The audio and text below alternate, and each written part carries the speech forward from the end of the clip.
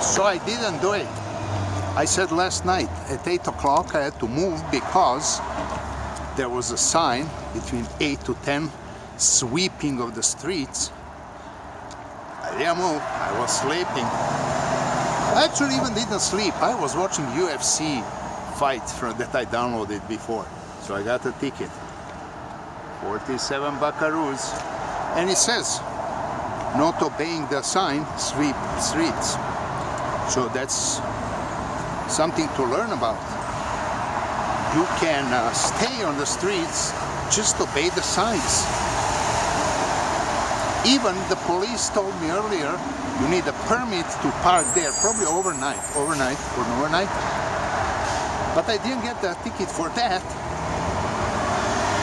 just because I was lazy to move, and I said I'm gonna move. Well, the lesson to learn, 47 bucks. Well, somebody's gonna pay that. I think the guys at the Hustler, they're gonna refund me this. Some of the donkeys I played there with.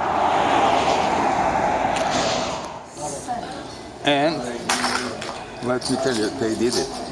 I came to poker room and I was on a list for 2-5 game. I'm second on the list. Well, I'm bored. There's another game. Usually it's 5-5. And I see they have like 5 tables, 5 players at the table. So I go over there. Turns out it's not 5-5 game, it's 5-10. Minimum buying 500, maximum 2,500. For me, a little bit juicy, but I was embarrassed to say I cannot play 2,500 limit game. So then I just sat down, bought it for 500. What can you do? In a second hand, I get pocket fours. Guy raised only 30 pre-flop. So I called, flop was like 6-7 king, he bets 30. Well, for that game, that's unusually low. So I made the move. I assumed he has maybe ace something. So I made the move, I said 100, he folds. I made $66 in that hand.